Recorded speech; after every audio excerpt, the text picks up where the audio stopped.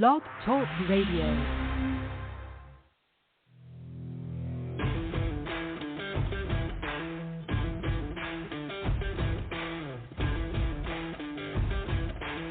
The following broadcast is brought to you by the iGolf Sports Network. Golf Talk Live is sponsored by the iGolf Sports Network and Golf Tips Magazine. Here's Andrew to tell you more about our sponsors.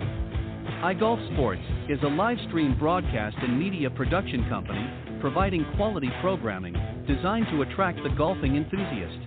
And Golf Tips, the game's most in-depth instruction magazine, including reviews on the latest equipment, tips from top teaching professionals, all designed to help you improve from tee to green. Welcome to Golf Talk Live with your host, Ted Odorico. Join Ted each week as he speaks with some of the best in golf. This week's special guest will join us a bit later. But first up is another great discussion on Coach's Corner. So let's introduce tonight's Coach's Corner panel. All right, good evening, everybody, and welcome to Golf Talk Live. I'm your host, Ted Odorico. And just a quick program note, I apologize. We are not actually having a Coach's Corner this week. We're going to have actually two featured guests, and I'll introduce my first guest here in just a moment. And then, of course, next week, Coach's Corner will be returning, but gave the guys a opportunity to take some time off this week, which worked out great.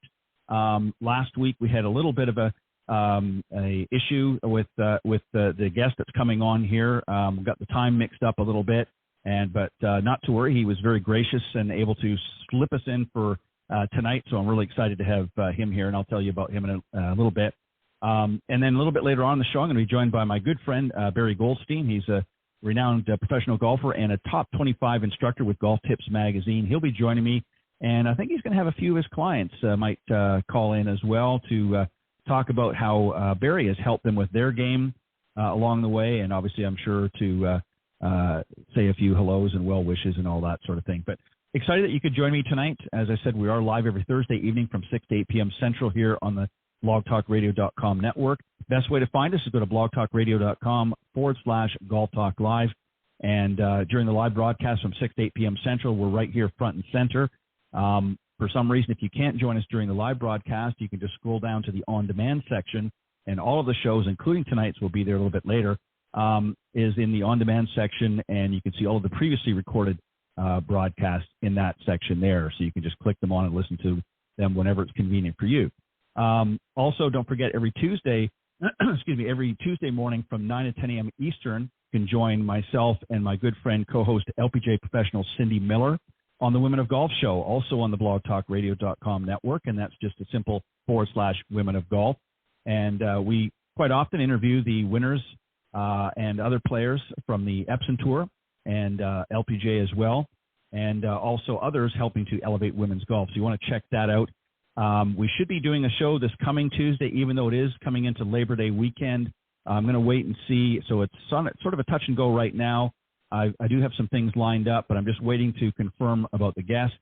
Again, depending on with Labor Day, I know sometimes it's difficult to get guests right after. So we'll see what happens there. But as it stands right now, we're planning on doing a show this coming Tuesday. And then, of course, Thursday I'll be back here with a regular broadcast of Coach's Corner and an insightful interview guest on the second half on Golf Talk Live. So hopefully you stick with us for that coming next week. All right, let me tell you about this week's guest. He is a 24-year golf industry veteran. Previously, he's worked with such companies as Yonex and Voice Caddy. Currently, he is the sales director for Blue Tees Golf, and very excited to have him joining me tonight. So please welcome my special guest, Will Carswell. Good evening, Will, and welcome to Golf Talk Live. Hi, how you doing? How you doing, Ted? Thanks for having me. Great. How about yourself? I'm doing very well. Thank you very much for coming back this week and filling in this slot. I appreciate it very much. It's a little bit more of an exciting week. It's Tour Championship Thursday, right? So maybe that's a little bit more pizzazz, if you will. That's right, and also working into the Labor Day weekend, so everybody's looking forward to catching up on all kinds of things. You got the SEC football starting, I believe, tonight. So lots of goods coming on the tube this weekend. But thanks again, Will, for coming on tonight and speaking with me and giving my audience a chance to learn a little bit about you as well as Blue Tees Golf. So let's talk about golf in general. Obviously, you're not coming from a player's background per se, but I imagine you played the game somewhat. How did you get first introduced to golf? Tell us a little bit about that. And what sort of piqued your interest enough that you decided, hey, I want to be a part of the golf industry in some fashion? Well, I was always taught if you love what you do, you never work a day in your life. And I grew up in a sports family. My dad owned baseball card shops in the late 80s and 90s in the heyday, and I just was a big sports guy. Fast forward, I mean, I've been in the golf industry in 4 decades of my life, so just started kind of working in a shipping region for Yonex in 1998, and then from there just moved my way up the ladder to be national sales manager. I ran their tennis division for a few years, but it just honestly picked up the game as a teen, but didn't play it seriously. But I was always a big sports fan. Phil Mickelson was a big superstar for me, and he was a Yonex player. So I had the opportunity to go represent a brand that kind of had, at the time, the second best golfer in the world. And, 1998, we go into 1999, the Pinehurst U.S. Open against Payne Stewart. That was a big year for me as a young lad in this industry, because it was, it was great to see Payne win that tournament, obviously, but, seeing a lot of Yonex on the screen, if you will, with Phil, it was a big inspiring moment to make me want to stay in this industry, and just fell in love with it since then. Yeah, it's always interesting to hear a little bit of the backstories with some of the guests and how they got involved. I think most of us, or certainly many of us, started, either our dad or some other family member kind of, got us to involved in some way, shape, or form into the game, and then obviously things morph from there. And it's always kind of interesting to hear a little bit about how people got their start in the industry, because it's a big industry. It's not just those that play on the tours, but there's a lot of obviously the teaching profession as well, which I'm a part of. And then, of course, you've got various equipment manufacturers and suppliers and you got my friend sponsors. Cindy Miller, I heard while I was on hold. So I love Cindy. She's great. Oh, yes. Yeah, Cindy's always a hoot. We have a lot of fun on Tuesday mornings together. Cindy tells it like it is and doesn't pull any punches. So, yeah, and that's good. The truth of the matter is, and we were just talking about this real quick on a side note. We were just talking about this last week, her and I. And, she teaches a lot of, golfers of all levels, but particularly a lot of juniors. And, some of them will show up and she'll just, she will not pull any punches. I said, she'll tell them exactly what it is. If this is what you want to do and the level you want to get to, this is what you're going to have to do to get there. And if you're not prepared to do it, you might as well pack up your clubs and go home. And she, again, makes no bones about it. You've got to do that if you want to be a serious player, and you can't just come, half-witted and figure, well, I'll just sort of flub my way through. So, but yeah, Cindy's great, and always love to have a good conversation with her every Tuesday morning. So, as I mentioned, you worked with Yonex and Voice Caddy leading up to your current position. How did what you learned there, what I guess experience? Obviously, you brought a lot of experience, but what specifically did you learn earlier on that's really helped you in your current position? So what were some of the benefits of working in the industry in other areas, perhaps, that has really helped propel you in what you're doing now? Well, I think seeing this industry, Ted, I'm sure you've seen it in all of its iterations in the last few decades, but just seeing this industry kind of, the ebbs and flows, if you will, I was mentored by a lot of the old-time sales reps. A lot of times I would just hit the road with our sales manager and just be a fly on the wall and just kind of see how the business was done in the field. And mind you, this is before cell phones were widely used, so it was right when you would carry a briefcase full of quarters or a calling card, and you'd be on the road, and you'd pull over, and you'd check your voicemail from a payphone, and you'd fax in your orders. But it was just a being mentored by a lot of the old timers in the industry really crafted me and kind of molded me into loving what we do. And I think not forgetting about where the industry came from. And you're talking about instruction, and I think the PGA professional and the teaching professional has really built our industry and allowed distribution and such as what Blue Tees does at the Green Grass and specialty off-course distribution. I mean, they've kind of set the pipelines, if you will, for our beautiful game to be accessed from all these players and to have access to all the different types of products. So I hope to answer your question in short, just, it's all relationships for me. I mean, I love relationships. I love people. I love different regions. I mean, we were talking about Cindy. I met Cindy during my years at Voice Caddy, but, she tells it like it is. She's that upstate New York kind of mentality. Then you got your South. I mean, it's just, I love the different regions of our industry, the different PGA sections. Just being around, and again, it's just more relationship building. And golf is a big industry. And the one thing you've always noticed is when we come into this industry, we never leave. It's that fun. Right. It's like kids working at Toys R Us. And again, it's just the relationships there. To me, that's what I value the most. And this beautiful game. Well said. Yeah, well said. And what's interesting is, as I know that I'm sure you have the last several years, of course, going to the PGA show at the end of January, which is obviously an industry show. But what's interesting about it is you get to see firsthand all of the advancements in the game. You see everything from not just instructional advancements, but technology that's coming in. And we've seen a lot of it. It's interesting, you talked about sort of being old school in this industry. Obviously, I'm probably a little older than you, so I'm old school. But yeah, I remember the same things that you're talking about. But what was interesting about it is when you look at where we are today, and we're going to get into some of the specifics about Blue Tees here in just a minute, some of the products and things, and where we are today as opposed to how things were done, years ago. It gives you a greater appreciation of an industry because, as you said, the guys and gals that sort of started out early on in this industry, they didn't have, we didn't have cell phones. We didn't have all the technology that you see today. So, they were on foot and crossing this way and crossing that way, to get from different parts of the country, to be able to showcase their products and or services. Now, you've got the benefits of so many other ways of communicating without really even leaving your office in many cases. So there's a lot of advantages that have come to fruition now that was built on a foundation of, 20, 30 years ago or more. So I want to get to sort of fast forward to where we are now. And Blue Tees is a very interesting, I've had you on in the past. I think you were on actually last year.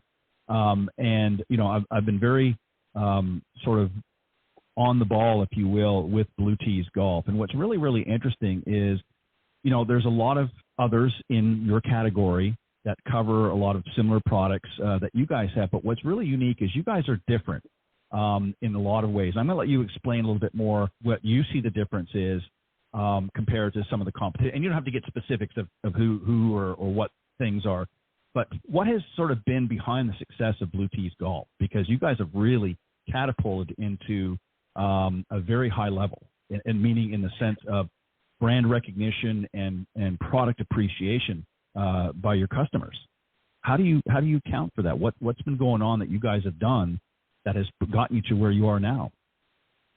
I think that, Ted, that's a great question. I think it could be a 3 to 5 headed monster, if you will. But I think a lot of it has to do with how we were founded, and we're all about accessibility. And as our game, what we've seen, what has happened to golf, post-COVID or since 2020, we were a brand that we were incorporated in November of 2019. So literally 4 months before the COVID-19 and the pandemic. And in just 4 short years, we've become the number 2 rangefinder brand in the U.S. And that's a huge feather in our cap. Because I've been on the other side being a competitor of Blue Tees, seeing how hard it is to penetrate this category, because it's typically been owned, by one brand for many, many years, and a lot of brands have kind of found their niche, but they've never been able to make an impact. And that's one thing that we've done, and I think you can attribute it to a lot of things. I mean, we do phenomenal from a marketing standpoint, from a relationship building, from the green grass or B2B level, we do very well there. But really, we're all about accessibility. And what I mean by that, not just accessibility to every type of player, but every type of pocketbook, if you will. I think our founders, when they created the brand, they realized, a rangefinder shouldn't have to cost the consumer $500. but the $100 ones that you buy on Amazon are terrible. So there was a opportunity there. I think there was a big market deficiency, and we saw an opportunity to exploit it. And that's kind of where Blue Tees has become. We're all about quality, performance, but accessibility when it comes to price point.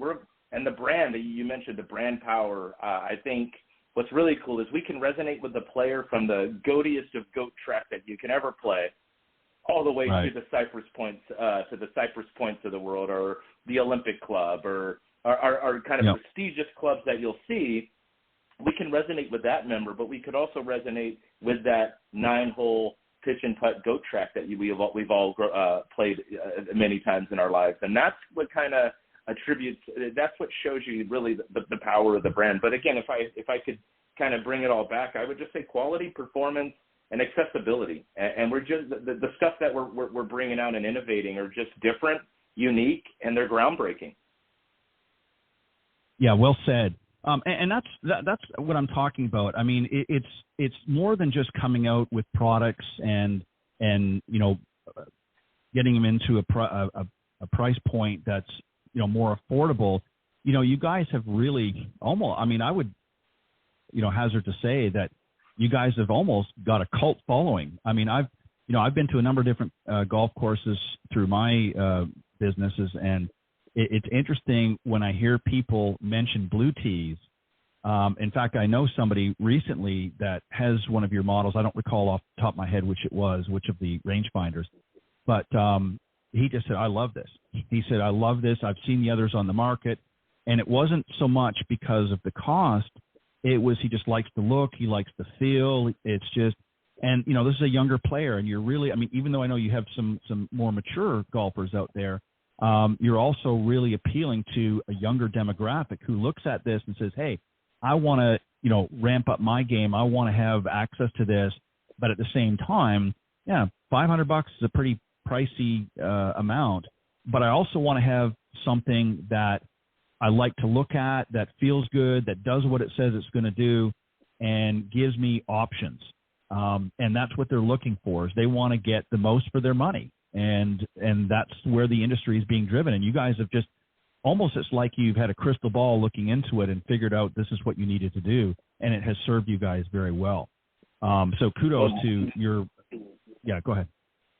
Well, I was going to say that's an awesome observation there for you. What I would attribute that to our founders and the executives on the team, what they've done to kind of create a culture. That's one thing. I've been in the golf industry for 24 years, and I've never seen a culture of a brand as positive, empowering, and energetic as the culture here at Blue Tees. Yeah, and it's like you said in the very beginning of our call is, if you're passionate about something, it doesn't feel like a job. And it also works for consumers. If you like the product, if you're excited about the product and you're passionate about it, you don't even really think. I mean, again, it's very well priced. The price points are very, very aggressive and very easy on the pocketbook. But you don't even think about it because you're looking at it. You're just excited about the products, and that's what you want. I mean, you want people to be excited about the products and looking forward to getting it, when it's been shipped out or picking it up at a shop or what have you. And that's what you want, is you want your customers to be excited about and be looking for, hey, what's coming out down the road. And we're going to talk about some of that here in a little bit. But let's cover a little bit about the rangefinders, because you guys started out with what you called Series 2, and then you morphed into Series 3, and then obviously now Series 4 with the 4 Ultra. So before we get into the 4 Ultra, I know you want to talk about that. Can you talk about what has been some of the changes from your earlier models to where you are, and then you can get into 4 Ultra? I think the biggest, Ted, change with our models. Obviously, yes. When we launched our first unit, we didn't have a magnet. All of these kind of bells and whistles that have that the consumers come to expect on every rangefinder, but really performance, accuracy, stability, and just sheer performance. We've evolved as a brand from, the very first rangefinder we launched was, geared to be a direct-to-consumer unit at about $150 retail, and then it continued to evolve with multiple colorways. I mean, I just think there was a lot of opportunity in this category to where it was just a little boring, right? There was just everything was black or dark color. There was no vibrant, there was no excitement in terms of the products coming out. And at the same token, if you look at clubs and apparel, all of the entire, every other aspect or category in golf has gotten a lot more exciting, a little bit more bombastic, if you will, in terms of how the product looks and resounds with the consumer. So it was a natural progression for Blue Tees to kind of innovate from that aspect. And then we evolved. You know, the Series 3 Max really was our first high-level, high-performance rangefinder, had a slope switch, magnet, had auto ambient display, right, where it would change color of the display depending on lighting conditions. You know, and we evolved into the Series 3 Max Plus, which we just launched earlier this year, which was a rechargeable unit. You know, 100 rounds on one full charge, which is, you know, amazing.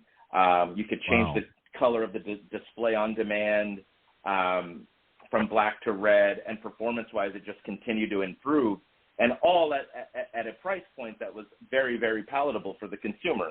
$239 for a pro-level type rangefinder, and right now during these months, as we get towards the end of summer, we're now at $199 at any golf shop you go to, or on blueteesgolf.com. We're at $199, arguably the best value in golf technology by far.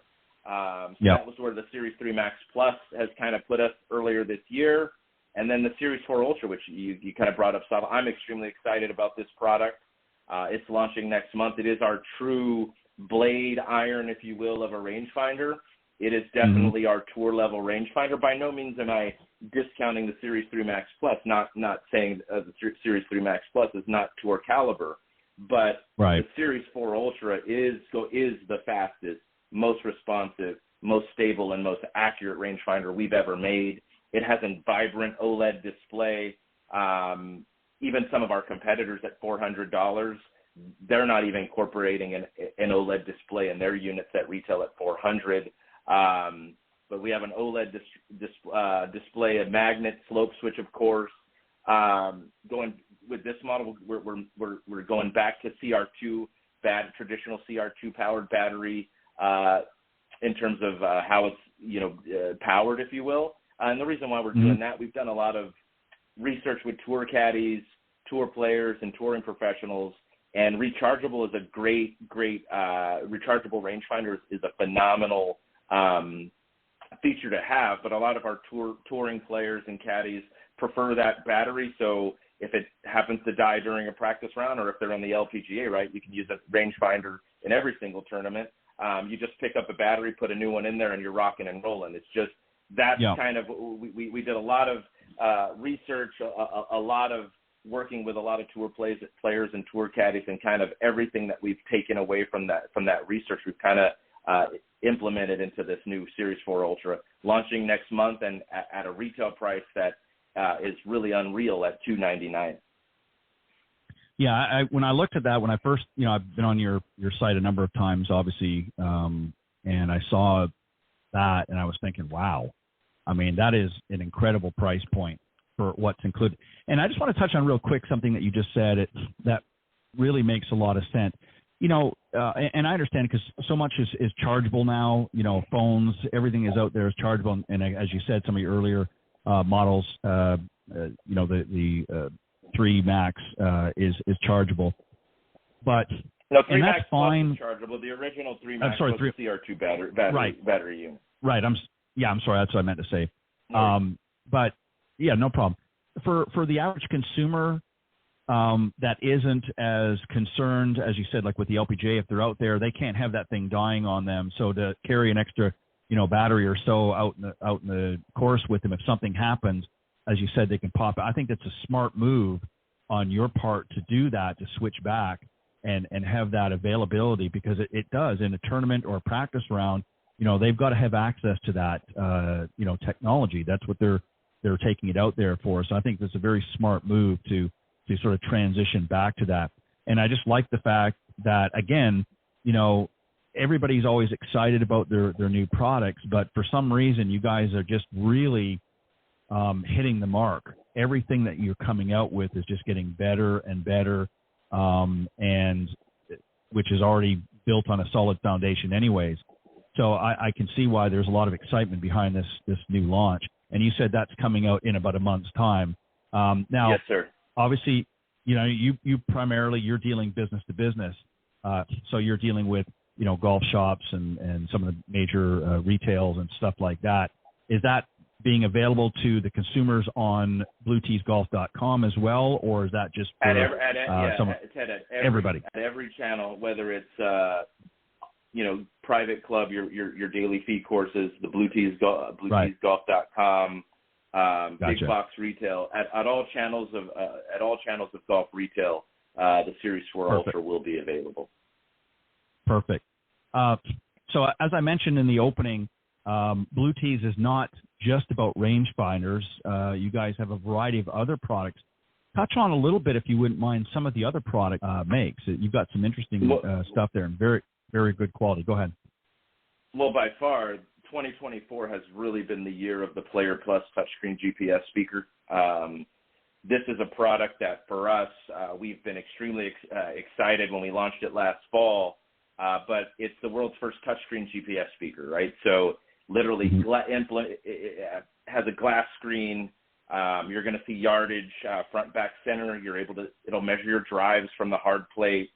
If you keep score in the app, it'll display your score, yardage to hazards. It's waterproof, so literally you could, not only will it stand up to the elements playing in the rain, but you could throw it in the pool, throw it in the ocean. It's going to sound just as good in the water as it does out.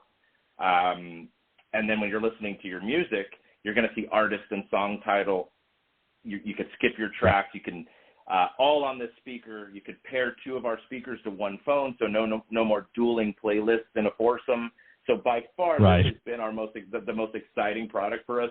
It's really gone in every category that we sell in, whether it's private, resort, daily fee, even indoor golf entertainment doors. Every type of player, this is a product that can really, really resonate with because it's just so unique and so different. And at the price point, it's at $199. If you put it next to any competitor's product at the same price, it's literally night and day in terms of the technology. And so that has done phenomenal for us. We ventured into handheld GPS, which you made a great point earlier about we've kind of resonated more with the younger demographic since our inception into the industry. But, for that older player that really maybe had that shakier hand that can't really use a point-and-shoot rangefinder, we really didn't have a product that could really fit into that could really custom fit, if you will, their type of game. Mm-hmm. But with the Ringer handheld GPS, built-in GPS that has the same access to 41,000 courses in our database, but it doesn't require an app like the Player Plus does. So literally, you can power it on, it'll find the course, you go and then now you're playing front, back, center. It'll give you our dynamic green view technology, will allow you to place the pin in that day's pin location to get a yardage to not only front, back, center, but to the pin. You'll get yardages to hazards. You can keep score on the unit. It could be as simple as we want it to be, but then if you integrate the app or integrate it with our app, we're working on, the app has been a huge innovation for us as well. The Blue Tees game app, available on in the Google Play Store and the Apple Store or the App Store. The cool thing here, again, going with that accessibility front, you don't have to own a Blue Tees product to get access to the GPS on your phone. So literally every user could download the app on their phone and they could utilize GPS within the app, but it powers the Player Plus touchscreen GPS speaker. But if you integrate it with our Ringer, you could do your shot tracking. And then we're working on an update that's called Post Game that literally within your browser, you could go into, because you could track all your shots, upload all your scores. Yep. And literally, if you're tracking your shots, you can go into our browser on our post-game interface, and you can see your home course or every round you've played. And if you're doing shot tracking, you'll see shot overlays on every hole that you play. So you'll be able to say, hey, why do I, struggle, Amen Corner at Augusta, let's just say. Well, it's a difficult stretch of golf of holes, but why am I short in the water or, hooking my second shot on that par 5? you'll be able to see that and kind of really gather data and analytics and really help your game. We're working on incorporating our USGA Gen into the app. I mean, there's just a lot of cool things, moving forward in the future that's coming for Blue Tees, not only from a hardware standpoint, but even a software standpoint with the Blue Tees game app. It's an amazing app as well.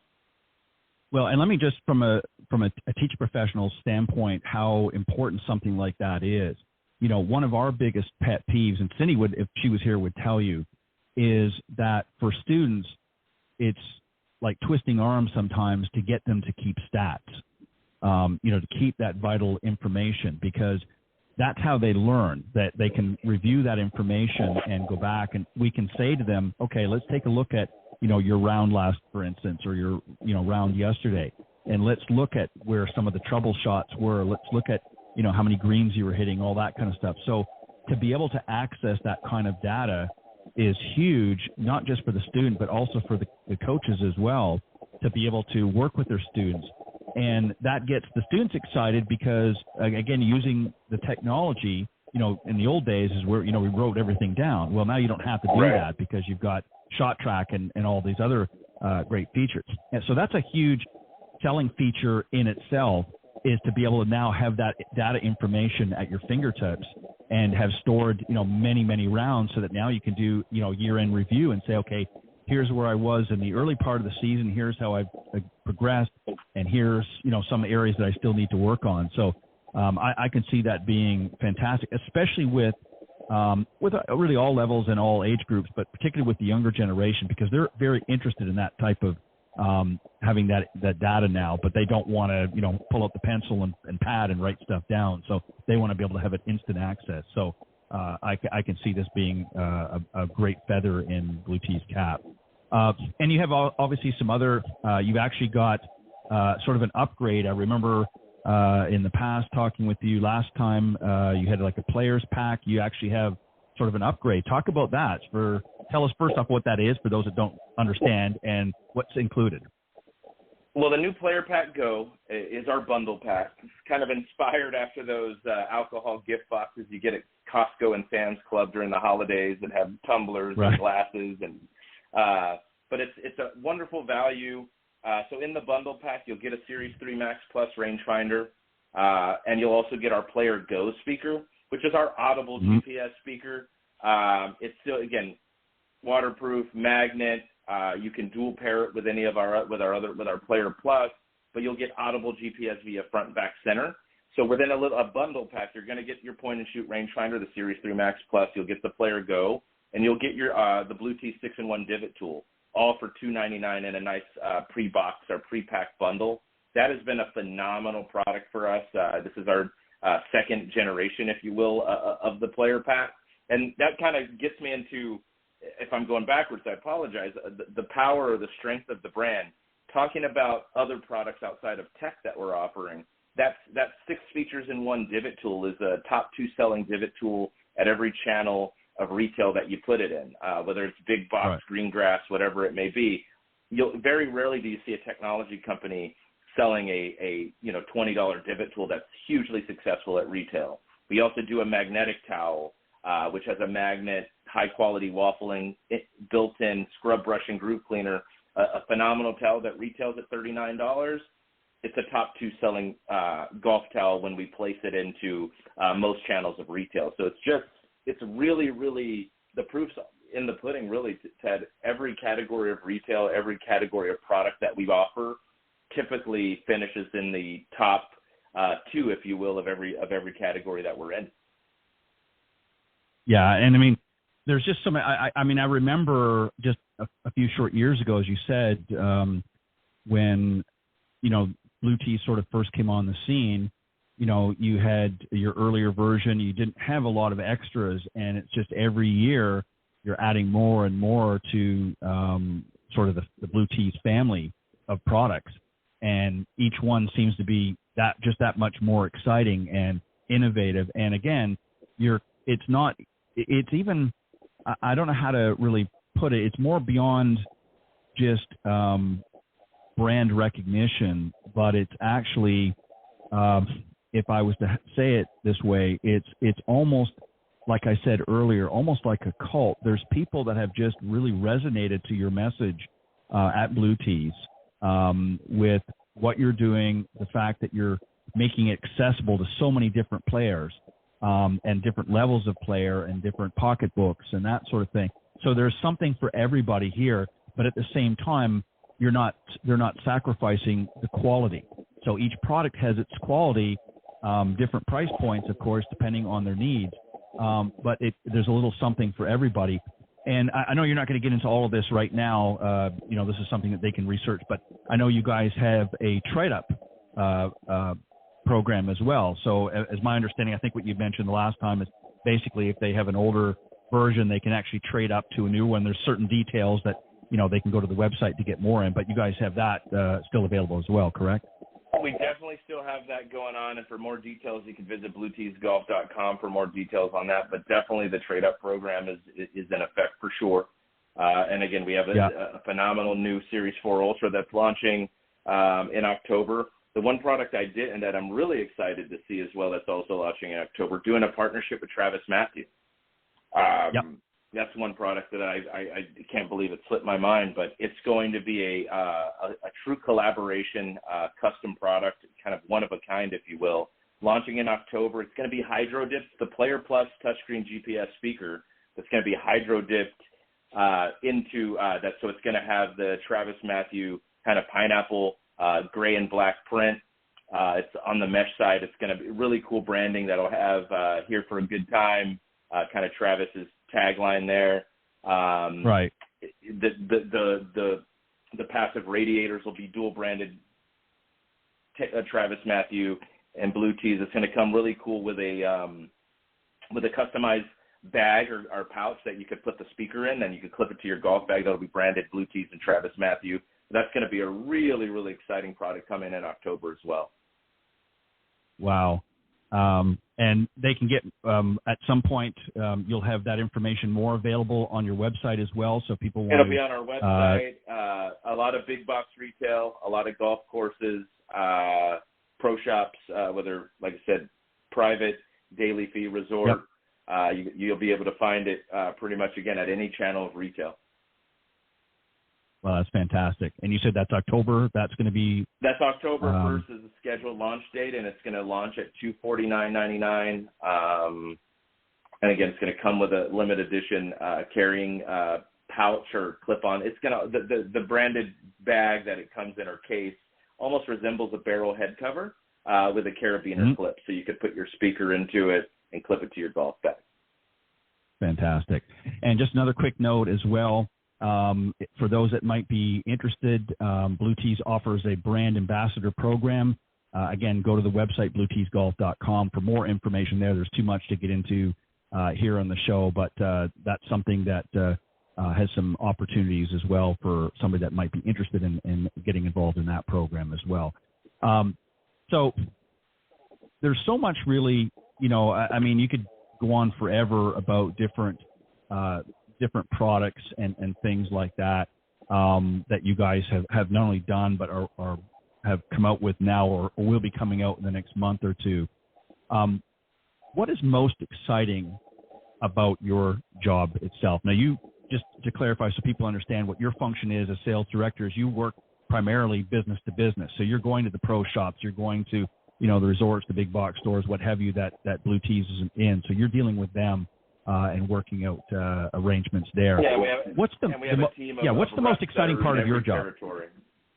Honestly, right. What's the most exciting part of my job every day is just being involved with this brand and dealing with our golf professionals and merchandisers around the country. I do a lot of events, and they're consumer-based events, and just seeing the sheer excitement and around the brand, but also seeing the different types of players that this, again, from the most, I said it earlier, from the most private pitch and putt goat track golf course that you could think of to the most exclusive private clubs in the world. I mean, we're a brand that it's just really cool to see a brand resonate, to live and experience every day, and to bleed, Blue Tees. I always kind of joke and say my blood is blue because I bleed blue tees, and it's just phenomenal to see a culture of a brand, not only from the internal side and from the employee aspect, but from the external side, and just seeing how much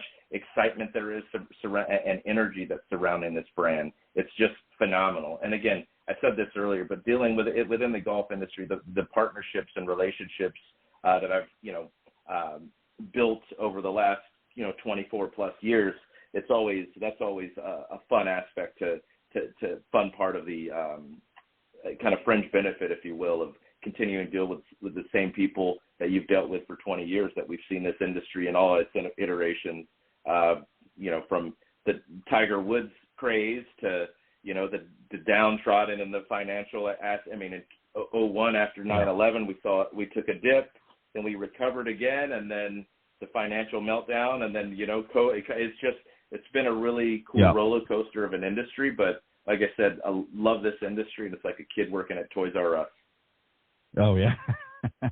It's amazing too, as I was saying earlier, at the PGA show, obviously, the public doesn't really appreciate what we have seen over the years. They don't see it until it actually gets officially launched. But there's always something interesting to see at the show, and I know you guys have become a big part of that as well. We're looking forward to our third PGA show here in 25. I can't believe it. Yeah, I know. It's unfortunately, time is going so fast. It's going to be here before we know it. I'm always excited. I had a good time this year. It was interesting. Always busy. Everybody's by the end of it is tired and ready to pack up and head home. But it's always interesting to see all of the different things. And you can never see it all. I mean, I don't care. You can walk for days and still not really fully appreciate everything in that. So what I wanted to ask you, when it comes from a consumer standpoint, you have a lot of new players, especially, as a result of COVID. There were a lot of people that came in to the golf, not business, but into golf in general. We had a lot of them didn't have anything to do because of the lockdowns. Golf was one of those industries that sort of really soared, if you will, during that time frame. So there were a lot of new golfers that never played the game before. What advice, if anything, would you have, because this is something, technology has become an integral part of our lives in many respects, our cell phones, our computers, laptops, all that good stuff. And this is something different. And, there's always a little bit of nervousness, apprehension for, doing something new. You get a lot of feedback, I'm sure, from your customers as to what they really like, what they want to see. I imagine you also have spoken, or maybe not you personally, but your team has spoken to or communicated with a lot of new golfers. What are they looking for? What is it that they want to get most out of that you guys have really started to fill the bill or see an opportunity to address those circumstances? What would you say would be some of the comments or questions that you're getting as to how you can better serve that market? Well, with the new players, what we've definitely seen for sure, the new player that we'll call it, the post-COVID, the COVID player, if you will, you touched on it earlier about willing to invest more time, effort, and energy into tracking statistics and to because it's all in an app. There's like they used to say, there's an app for that, right? And so being able, what we're trying to do is provide as much data to our customers and make the game of golf more fun and accessible. And it could be as fun and as serious as you want it to be, because we have that capability to target that discerning player that really wants, pro level performance and and traditional experience on the golf course. But also we're all about having fun and the modern game of golf, and we could accommodate the demands of that newer player. But we basically giving access to every player. Accessibility, quality, and performance is definitely the three tenets that we really strive to provide. And it's all about customer experience. And that's what we want to do.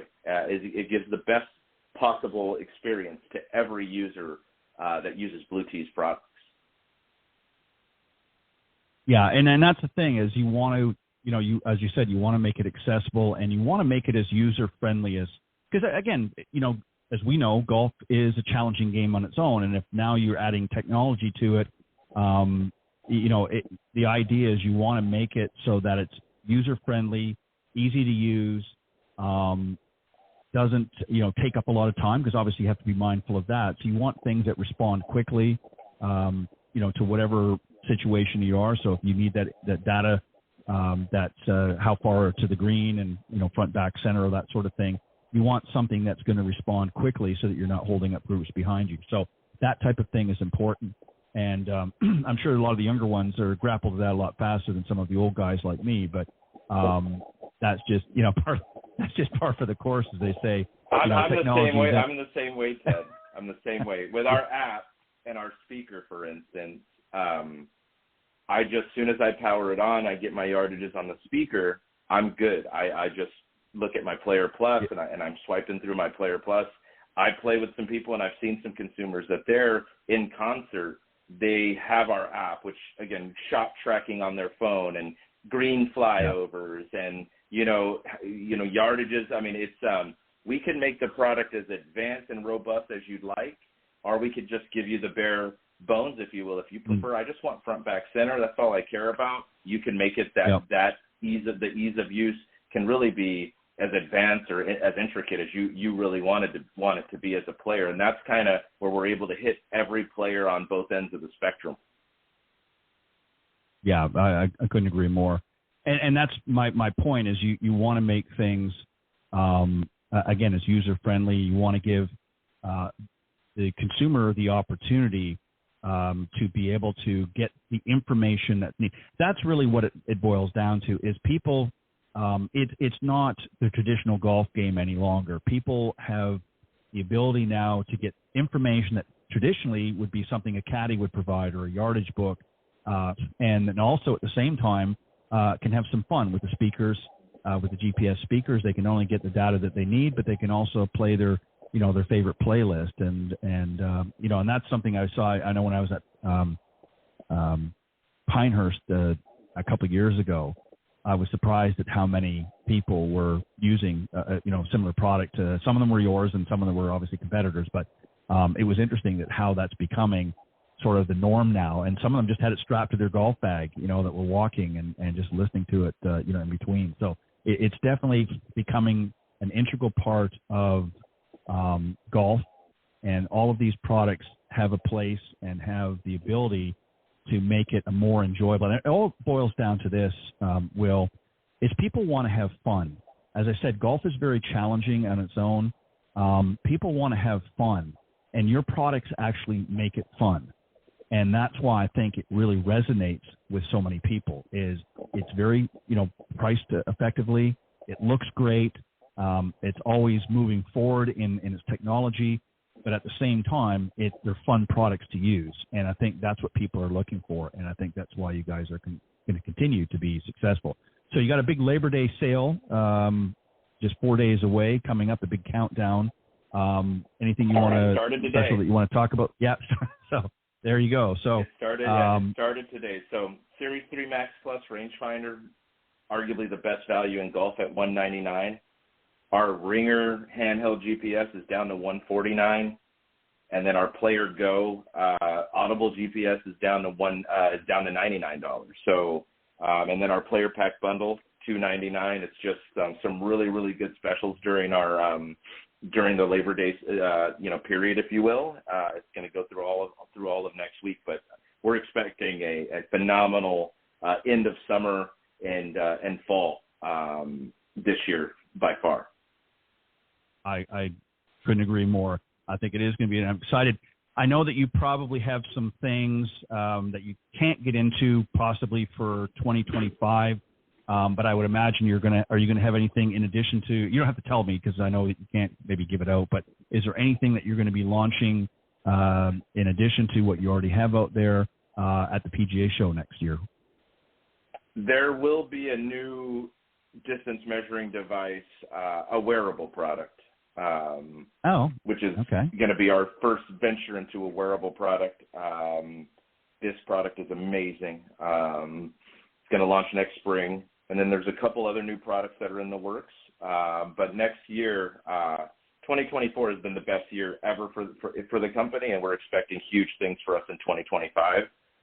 We're definitely making moving and shaking within our industry. A lot of big brands and other categories want to partner with us to provide products to their users because they just view Blue Tees as just a really cool and innovative brand.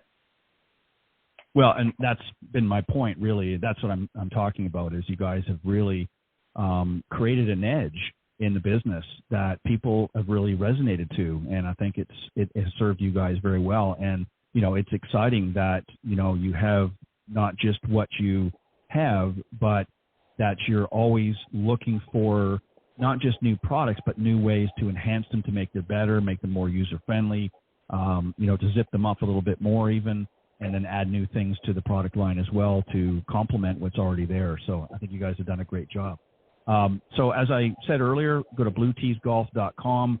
All of the stuff we've been talking about and more, other accessories and all kinds of things. You can also learn more about all of the different products. You'll see some of the details on the 4 Ultra.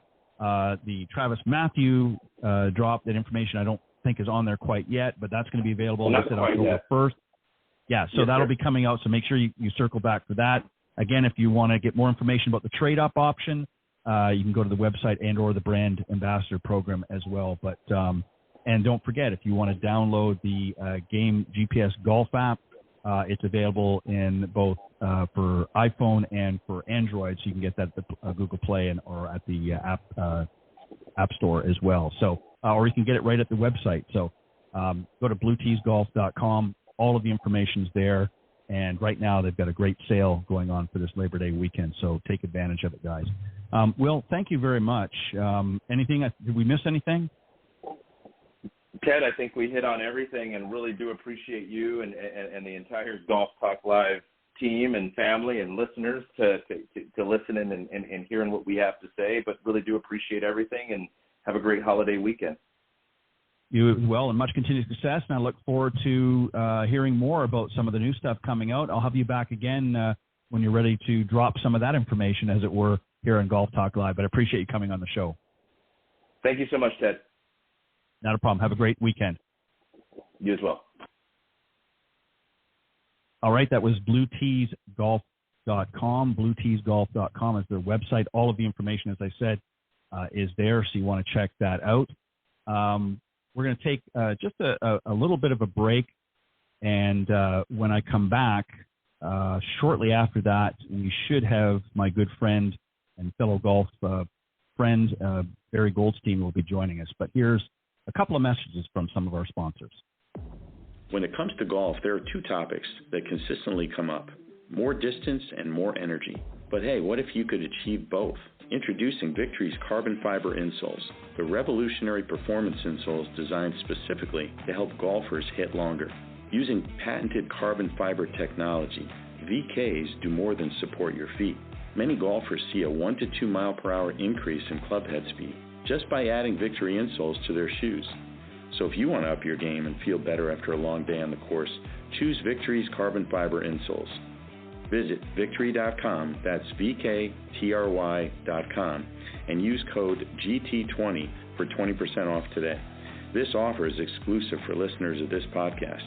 Again, visit Victory.com and use code GT20 for 20% off. Order today to start feeling the difference on your next round. The following ad is sponsored by Golf Tips Magazine. Are you tired of being short off the tee? And what about those 3 putts? Forget about it. It's time you got serious about your game. Golf Tips, the most in-depth magazine in the industry. For over 30 years, Golf Tips has delivered expert content such as the latest golf instruction from America's top pros, simple-to-follow practice and game improvement drills, fitness and mental game tips, equipment, training aids, accessory and apparel reviews, golf destinations and travel tips for every budget, and so much more. Don't miss a single issue. Go to golftipsmag.com and subscribe today. All right, welcome back. And going to be joined momentarily by my good friend Barry Goldstein, so we'll just wait for him to call in. But let me tell you a little bit about him. He is a renowned professional golf instructor. Barry's journey actually began from baseball to teaching golf. It's truly an inspiring story. His dedication to the sport has led him to be recognized as one of America's top 25 instructors by Golf Tips magazine. And just a great guy, always very upbeat and very positive, and just I can understand why his students love him so much. And we're probably going to hear from a few of them tonight. So I'm excited to have Barry on and talk with some of the clients that he's worked with over the last several years. Let me just remind everybody, of course, we are live every Thursday evening from 6 to 8 p.m. Central here on the blogtalkradio.com network. And best way to find us is go to blogtalkradio.com/Golf Talk Live. And as I said during the live broadcast, you'll find us front and center. You can listen to the show there. And also, if you scroll down just a little bit on that page, you'll see the on-demand section. And all of the shows previously aired will be there in its entirety. And tonight's show will pop up there, the recorded version, that is, at the end of the broadcast, usually within a few minutes. So if you happen to come in late or maybe are not able to listen until a little bit later on, you can just scroll down to the on-demand section. Don't forget, every Tuesday morning as well, from 9 to 10 a.m. Eastern, you can listen to my other program, the Women of Golf Show, every Tuesday morning from 9 to 10 a.m. Eastern, alongside my good friend, LPGA professional Cindy Miller. Her and I get to have the pleasure of speaking with a lot of tour professionals on the Epson Tour, and obviously some LPGA and occasionally some Legend Tour players as well, and just have a lot of fun on the program. Sometimes we'll get some industry leaders that will come out that are looking to elevate women's golf, so we like to showcase them as well, whether it be products or services that they provide.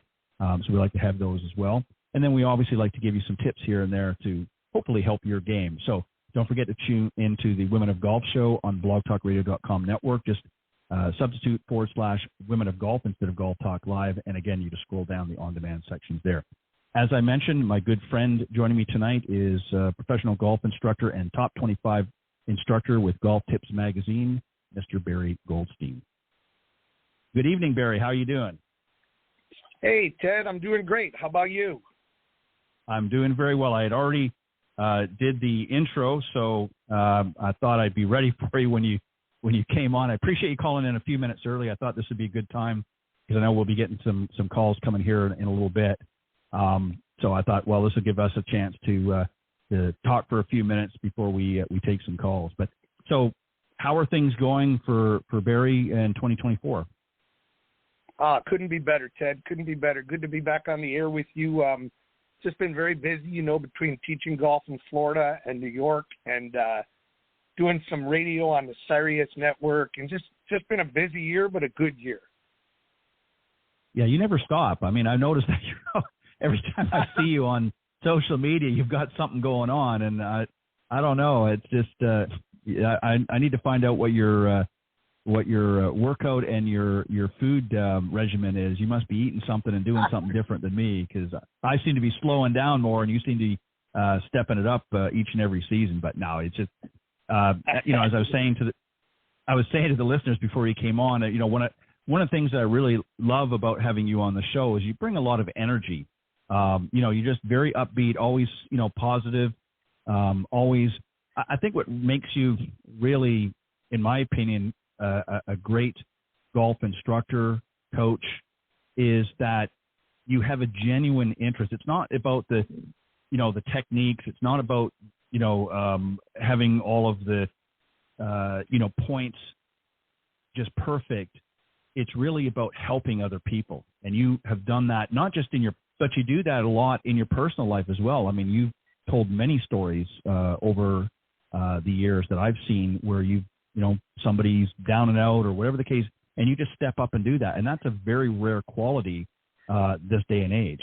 And kudos to you, and I give you a big thumbs up for that. You're one of the good ones. Hey, thanks, Ted. God's been really nice to me, so I just I like to share it. You know what I mean? Yep, I couldn't agree more. So you are still up north right now for a little while longer, and then when do you make the trek down south? Yes, buddy. I'm in my awesome hometown here in upstate New York. I'm from Binghamton, New York, and I teach golf here all summer. and I'm going to stay here till October 15th, and then I'm going to head to Virginia to teach a couple of special students of mine in Virginia, tournament players, and then I'll be back in Florida I'll stay with my daughter in North Carolina for a couple of weeks, Carly the champ, and her husband Cameron, and then I'll get back to Florida around November 1st, and I'll kick into my Florida teaching season in November, and, I love where I'm at in Florida, and I love coming up here to my hometown. I just feel like the nicest people in the world. I'm very fortunate to have grown up here and gone to high school here, and I just have friends here that I've known since I'm an infant, and they're still my best friends, and it's just a great place to be, and this area is very kind to me, and I try to give it my best when I'm up here. Yeah, and you know what? It's, because you, as I said, sort of exude a very positive energy, you tend to attract people like that, and that's one of the, I think, that really resonates with me is you really ignite a lot of positive energy in how you talk and how you approach things and how you deal with people, and that is like it's like a magnet, really. And I'm saying that sincerely. It's really like a magnet because how, I mean, you've been doing this for a long time. We all get, and I was joking earlier about myself, we all get a little tired and whatnot, and, at the end of the day, but you always seem to have that sort of upbeat energy. Even I'm sure when days are not always going the way you'd like to, you've still got that energy. And I think that's why, right? And that's why people resonate so much to you. I think that's why they're drawn to wanting to, work with you and be around you. And I think that's again, a rare quality these days. Well, thanks, Ted. I'm just being me. So that's great. If that's the case, then I'm a very lucky guy. I just feel like I've been lucky in life, and I like to kind of share it, and they say success is only really good if you can share it. And I like sharing it with my students, and try to make them be as good a golfer as they can be, good a person as they can be. And yeah, if that's the case, then I'm a lucky guy because I'm just being myself, There's no better way to be than to be yourself. I couldn't agree more.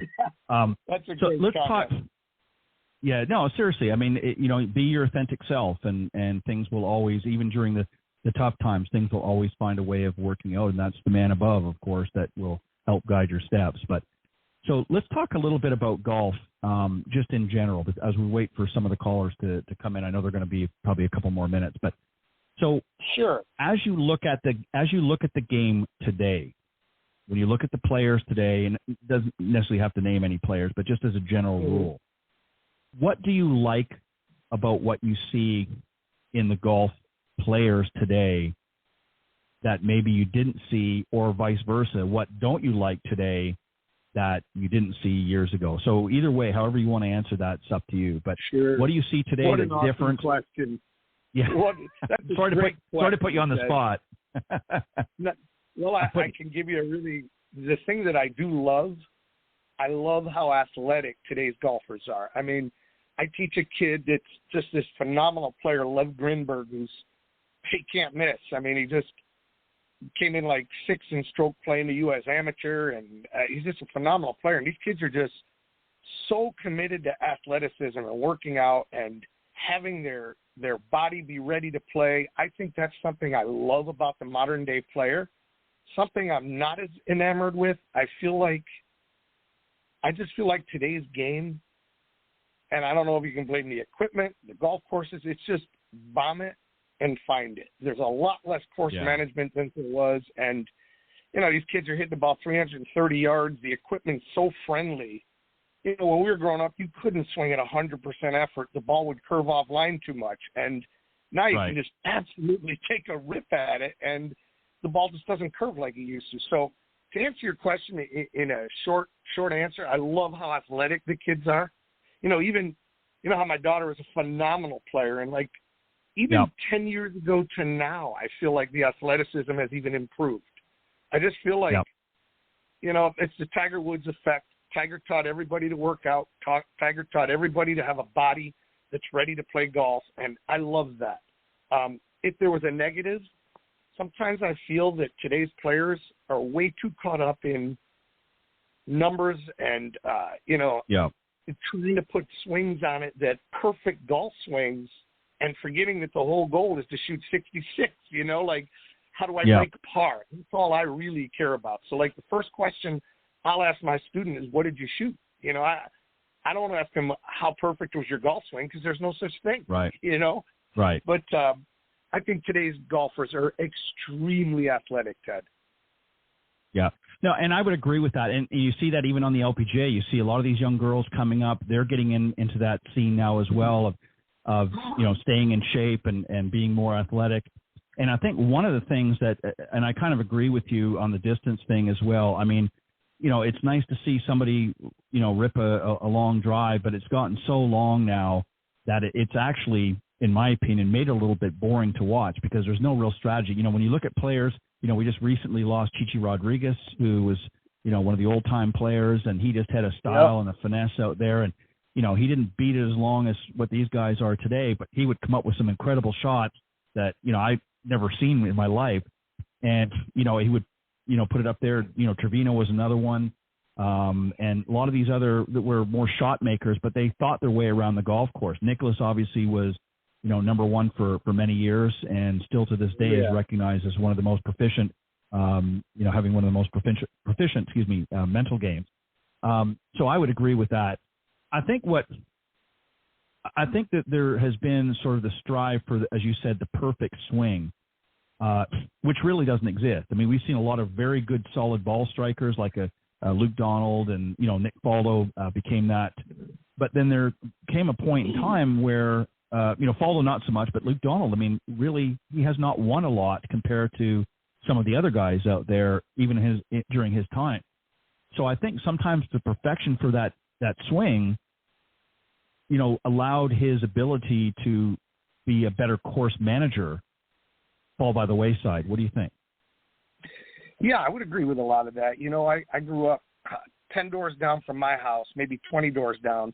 When my daughter Carly was such a dominant junior player, Lexi Thompson lived around the corner. So, you know, they were huge rivals. I mean, huge rivals. And who would ever teach Lexi's golf swing? That's not a golf swing that you would ever teach somebody. It's a very unusual move. Yet, she was the best player in the world for a while. She was an extremely dominant player, very young superstar. So who's to say there is no perfect golf swing? I kind of admired the golf of yesteryear a little more than the golf of today. I'm with you there.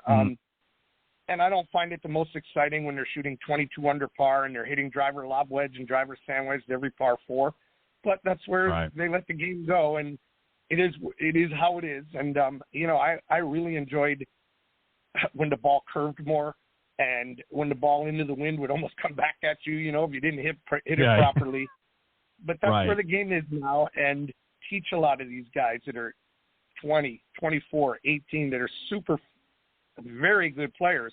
So I've adopted, and, you know, I love watching them play. I mean, the kid I mentioned earlier, Lev Grinberg, I love coaching him. I love watching him and caddying for him, you know, and, you know, he hits the ball 330 yards. I mean, it's just different than it was 25 years ago. Yeah, it's just, and he's 16. He holds a 249-yard 5-iron for a double eagle in the U.S. Amateur. 249-yard 5-iron, Ted. I mean, when we were growing up, that was a nice 3-wood, a real long 3-wood, you know. But, it's, you know, I've adopted because I teach a lot of these kids, and it's the way the game's played now. It's a little different than it was 25 years ago. Yeah, I couldn't agree more. You know, and what do you think as far as from an instructional standpoint, for you, what presents the biggest challenge for you as an instructor? Like, what do you find the most challenging with what you do, and what do you find the most rewarding? Oh, man, I love making champions. It's the most rewarding. I mean, I'm so lucky, Ted. I get text messages and emails and calls from parents of kids I teach or from the player themselves, you know, hey, I won my first tournament today, or, you know, I just shot 33 for 9 holes. And, you know, that's extremely rewarding. That never, ever gets old. I've been teaching golf full time for, let's see, my daughter Carly is 27 years, and that never gets old. You know, like, I just got a text today from a kid who made his high school team. He just took up the game in April and shot 81 in his first tournament in high school. I mean, that's pretty phenomenal, you know, and that's very rewarding. I would have to say the most challenging part of teaching golf for me, relating to students, is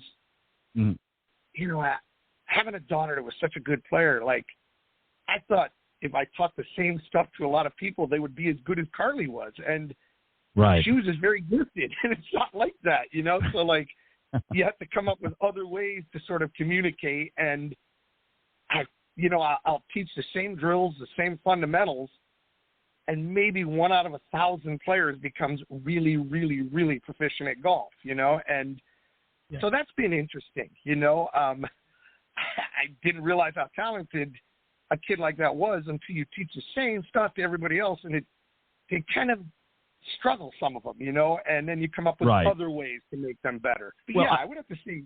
Go ahead, Ted.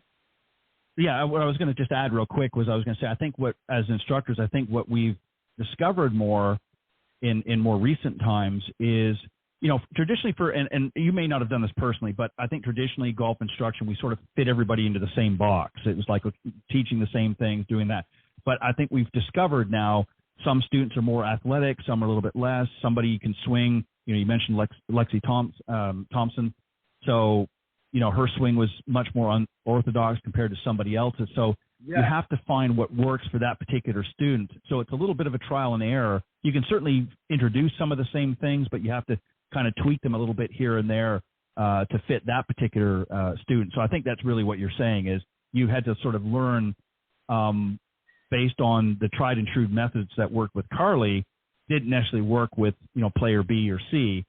Some might have, but some had to be tweaked a little bit differently or approached a little bit differently in order to get, the results that both they and you were looking for. So I agree with you. I think that's and even I think that's a great point.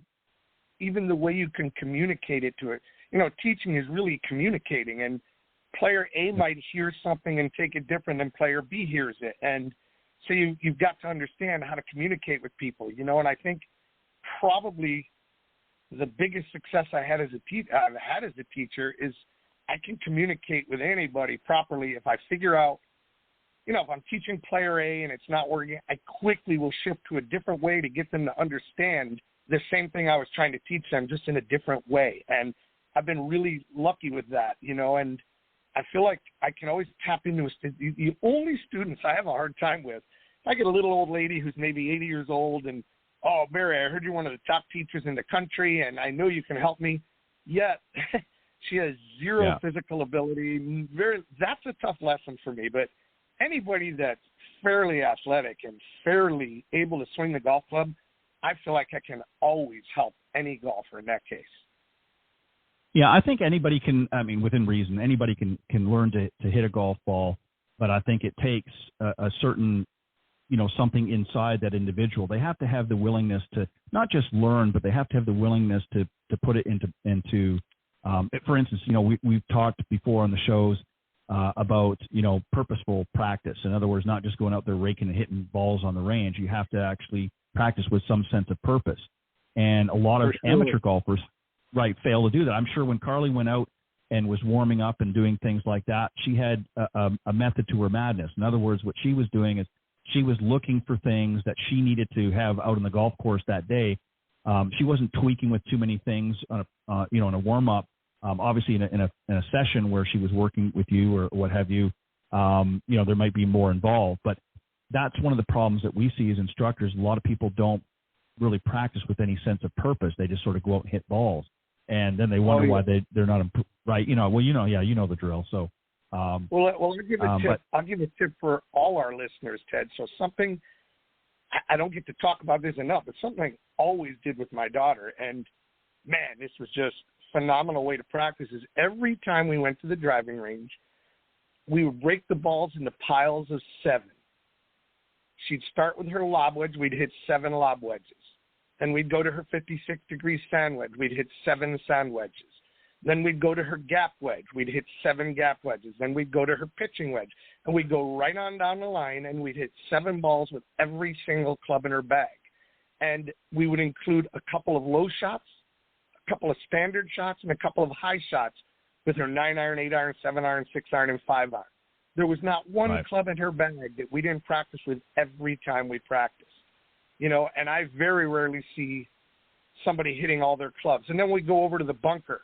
We'd hit bunker shots with her lob, her sand, her approach, and her pitching wedge. Then we'd go pitch over the bunker for half an hour, just working on that little 30-yard soft shot.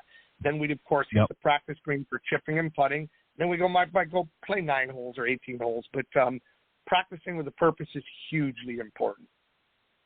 Yeah, and that's what I mean, and that's why, you know, somebody like Carly was so accomplished. Is she not only had a God-given talent, but she recognized obviously very early on that if she wanted to get to, you know, whatever level she chose to aspire to, that there were certain things that she would have to give in order to be able to do effectively. And if she wasn't willing to do that, then obviously she wasn't going to, you know, reap the rewards of it. And, you know, well, you know what I mean? And I mean, it's hard work. I mean, people don't realize this, but you get what you put into it. If you don't out there and you're not practicing, and I know people that have gone out for 2 hours and will beat balls for 2 hours so that, you know, they got blisters, and they'll get out in the golf course and they're not hitting it any better. And they're scratching their head like, I don't understand. You know, I'm you know, I've been working out here for 2 hours on my game and I'm still struggling. Well, first off, you just spent 2 hours on the range, so you're sore and stiff and whatnot, and now you're trying to play.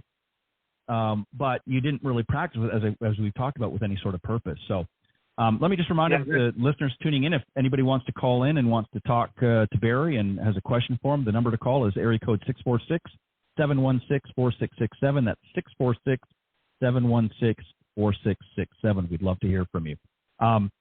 So let me ask you one other thing. We're going to go back to Carly here for a second while we wait for some callers to get in. Sure, sure. Was she a type of student that, from what you recall, that you were able to just tell her things and she was able to pick it up, or did you visually have to show her certain things, or a little of both? The reason why I ask that is because, going to your earlier about learning, some people you can just instruct them verbally and say, you know, do this, or I'd like to see you do that. Others you actually have to get in there and either physically show them or through video or whatever. Was she somebody that needed both, neither, or what was her? That's a what great was her question. learning style? Do you know?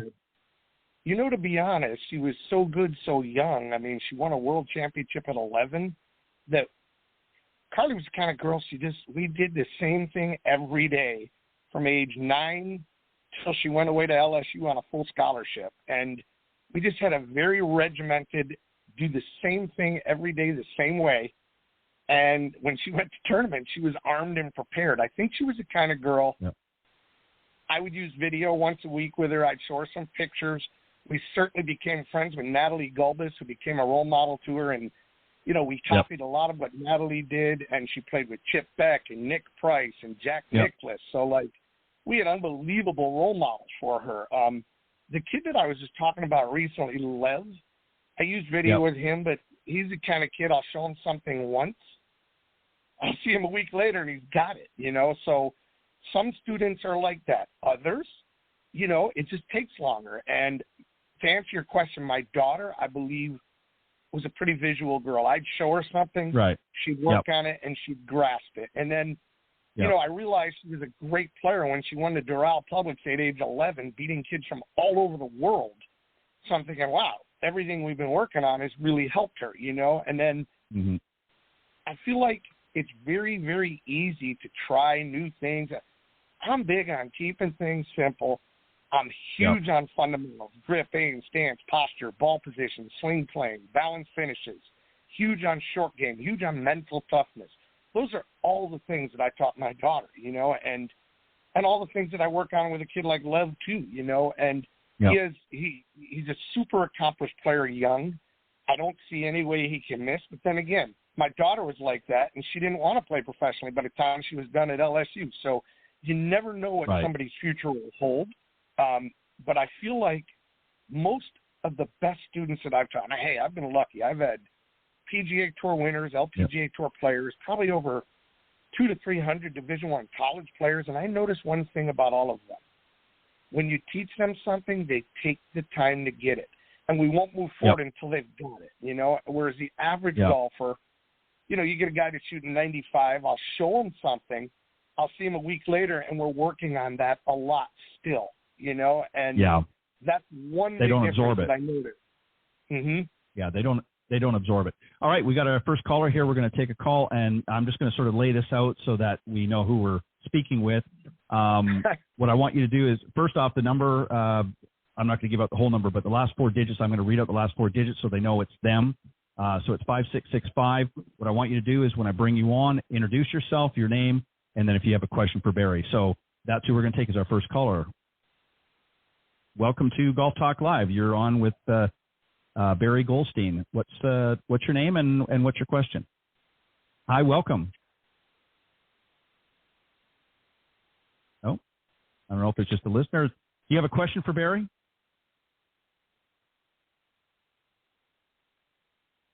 Oh, I guess not. All right, we'll try that again with our next call. It may have been a bad connection. Sometimes they'll call back if it's. But yeah, you know, it's interesting though. You're exactly right, because a lot of players that, and obviously we're talking more amateur players. The better players will work on that until they get it right, until they understand the transition. All right, we're gonna this caller back. Let me try it again. All right, sure. Again, the same caller, 5665. We'll see if they have a question for Barry. Good evening and welcome to Golf Talk Live. You're on with Barry Goldstein. Do you have a question for Barry? Yes, I do. This is Doug Tabor in Binghamton, New York. How are you, Barry? Oh, hey, Doug, I'm great. Great, buddy. Thank you. Yeah, listen, I echo the host sentiments on what a great presence you have and what a good communicator you are. Barry's been teaching my kids since they were little, and he's always a good communicator, teaches these kids fundamentals. I've told them all that golf is life, and I know that when I have Barry spend time with my kids that he is teaching them important, not only golf lessons, but life lessons. So my question for Barry is this: where does the energy come from? It's always on. Oh, man. That's what I want to know. First of all, Ted, his son is like a genius who can be president of the United States one day. He actually just wrote a book. You know, be your own. He's a very intelligent young man. He wrote a book that I happen to be in his book several times. Even on the back cover, I gave a word, you know, be your own navigator is the name of his book. It's phenomenal. And so teaching his kid, Ted, is kind of like an honor, if you know what I mean. Like, I feel honored to teach his children. That's God's honest truth. The energy, I'll tell you, Doug, I'm a huge exerciser. It wouldn't be my diet because I'll eat anything in the world, but I'm a big exerciser. I did 5 miles this morning, and then I went and gave 5 hours of golf lessons. So, like, I think it comes from – you guys got me smiling. I'm pretty stoked to do what I do every day. I really like – I mean, who wouldn't want to teach your son, Doug? I mean, anybody that's a halfway decent person would feel honored to teach somebody like your son, Chris. And he's just a wonderful kid. He could be president one day, Ted. I'm telling you, the kid's smarter than I have ever been in my life. And to be in his book, the kid wrote a book that's published on Amazon. I mean, you know, and I'm on the back cover, Ted. I mean, that's an honor, if you know what I mean. And I get stoked when I get kids like that around me. I appreciate that. It's contagious. Yeah, it is exactly. It is, and that's why I love having Barry on the show all the time. Is because he has the ability just to bring so much energy, and you know, and it makes it fun. And you know, it's what we were talking about earlier, Barry. Is you have to have fun at this game. It's challenging. There's no ifs, ands, and buts. You've got to put the work in if you want to be an accomplished player. But you have to have fun. If you're not enjoying the process and you're not having fun doing it, then you might as well pack up and do something different. And I think that's why you enjoy working with the students, in the case of Doug's son, is because they're obviously working hard, no doubt about it, if they want to be a good player, but they're out there having fun, and they've got an instructor who's helping them positive attitude and reinforcing that positive attitude in the lessons as well. Sure. And that resonates for students. Doug, I want to thank you for calling in, and feel free to listen to the end of the rest of the show. I've got to take another caller, but I appreciate you calling in. Will do. Thank you. All right. Our next caller is, in case you hadn't heard, I'm going to read out the last 4 digits of your phone number and then bring you on, introduce yourself, and then let us know what your questions are. Your last 4 digits are 0484. Welcome to Golf Talk Live, and you're on with Barry Goldstein. Please let us know who you are and what's your question. Hey, I'm Thomas, and I've been taught by Barry for about, I'd say, 4 years now. He's a great coach, and I just love working with him. my question for Barry is, as he knows, I just got new clubs for my birthday. What's the best tip he has for working on consistency with new clubs? Oh, I'm smiling. This is another great kid. I love this kid, too. This is Thomason down in Virginia. Another one. To be honest, it's an honor to coach a kid like this. Another one that could be president one day. Just a total winner in life, Ted. You know what I mean? This kid is just handsome and smart. To answer your question, thanks for calling in, guys. Gosh, when you get new clubs, his dad just got him a new set of irons, and I taught him about 3 weeks ago with his old irons. And they were up in upstate New York. And I would have to say a great tip when you get new clubs, Thomas. Try this when you go to the range. Thomas is a member at 2 beautiful country clubs, so he can do this. Thomas, hit every club in your bag. Start with your lob, work your way down to your driver. Hit 7 or 8 with every single club, and work on nothing but your grip and your finish, just working on contact. And you'll find you'll get quickly used to those golf clubs. I know they're a little longer than the clubs you used to play. You were in those kids clubs, and Thomas is a tall kid now. He's a big, strong kid. Your dad did you a huge favor of purchasing these clubs for you because that's what you belong in. You belong in an adult set, and that's what you've got now. I would work every single chance you get to practice, Thomas. Go out, work on a good grip, and stick your finish, and just work on hitting your irons and your new clubs. And I'll bet you get used to them so quickly, you're probably going to be a half a club to a club longer with these irons. Okay, thank you. I'll definitely have to try that. Definitely, Thomas. And I feel like, if possible, Thomas, get on the grass. I know down in Virginia you're on the mats. When you're up here in New York, you're on the grass. Nothing against mats, but if you can be on the grass, it definitely will help you get used to the new loss, new lies on those things, and you'll just get used to them very quickly. Yeah, thank you. It definitely is harder with the mats, and I'll try to get on the grass more. You got it, buddy. Say hello to your whole family. Pleasure to hear you calling in. Okay, thank you for answering. My pleasure, Thanks, Thomas. Yeah, appreciate it. You have a great weekend.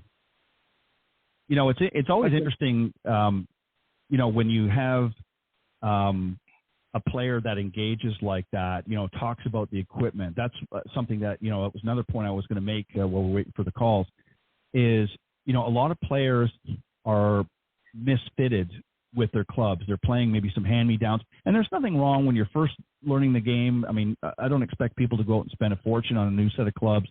But there comes a point in time that if you really want to continue to play, and you want to get serious about it, and that doesn't mean necessarily you're going to be a tour player, but you want to play a little bit, more frequently or a better, higher caliber, is you have to be fitted properly for a set of clubs that are going to be. Because if you're 6'4" and you're, still playing junior clubs, I mean, you're not going to do very well. You know what I mean? That's a bit of a stretch, but you go ahead. I know exactly. Thomas is a kid, big, strong kid, perfect build for golf. Just a great young guy, and he was playing kid clubs that he probably had for a couple of years, and they were the top end of the U.S. kids club. So he's grown out of those. He's built like me. He's a big, strong, young guy who crushes the ball. And his dad said, "Don't tell him, but I just got him a brand new set of irons." So I didn't blow the secret, and he got his new irons, and I know he's going to love those things. And I just feel like it takes a couple of weeks to really get used to a new set of irons, but it'll come quicker than you think, Thomas. Just keep doing what I told you. Yeah, and that's exactly right. You've got to work with, especially when you get something new like that. All right, we're going to take another call. Oh, so this caller here, again, if you're everybody I know is listening, I'm going to call out the last 4 digits of your number, and then when you come on, you want to introduce yourself, and then let Barry know what your question is. So this is caller from 4312 is the last 4 digits. Welcome to Golf Talk Live. Tell us your name and what's your question for Barry. Yes. Hey, Ted. Hi. This is Judy Lista. I am just thrilled to listen to your podcast. And, Barry, you're doing a great job. I just have one question for you. Thanks, I've Judy. been playing for,